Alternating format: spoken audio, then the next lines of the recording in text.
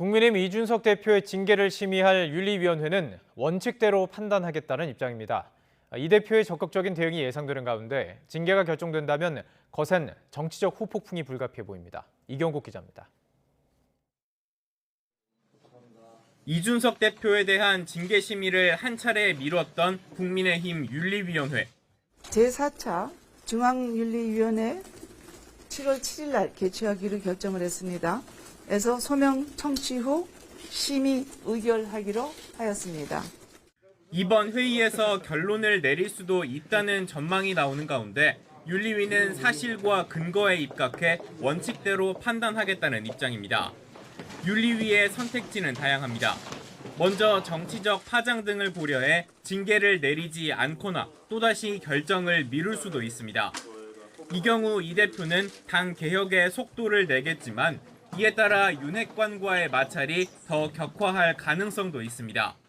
윤핵관이라고 지칭되는 사람들은 익명의 그 뒤에 숨어가지고 당내 분란 일으키는 분들이고 남의 번호판 달아가지고 무책임하게 운전하시는 분들처럼 좀 대포차같이 정치를 하고 계신 겁니다. 징계가 내려진다면 더욱 거센 파장이 예상됩니다. 가장 낮은 수위인 경고가 결정되더라도 정치적 타격을 입을 가능성이 큰 데다 그 이상인 당원권 정지나 탈당 요구, 제명이 결정된다면 곧장 거센 사퇴 요구가 일 것으로 보입니다.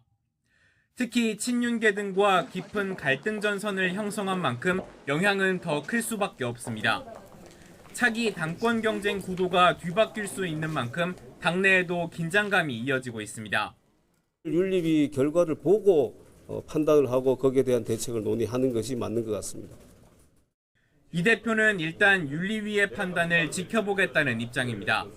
다만 징계가 내려지더라도 당원들이 받아들일 수 있을 만한 합리적 사유가 있어야 할 거라며 사실상 강경 대응을 예고했습니다. 제가 무슨 증거를 인멸했는지에 대해서 혹시 보도한 거 본 적 있으신가요? 경찰 수사도 저는 받지 않은 상태예요. 그러니까 저는 지금 완전히 정치적인 상황 속에서 정무적인 상황 속에서 지금 이게 돌아가는 거거든요. 이 대표가 결과에 불복해 재심을 신청하거나 법적 대응에 나설 경우 여권 전체의 윤리위 리스크가 장기화할 수 있다는 전망도 나옵니다. YTN 이경국입니다.